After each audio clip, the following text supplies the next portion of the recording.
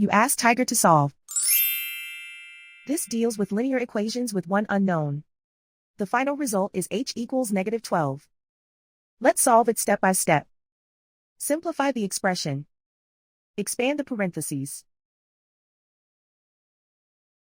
Simplify the arithmetic. Group all constants on the right side of the equation. Add 40 to both sides. Simplify the arithmetic.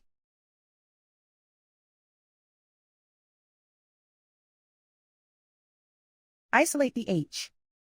Divide both sides by -4.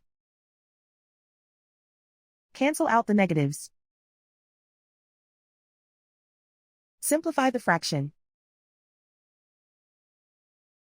Move the negative sign from the denominator to the numerator.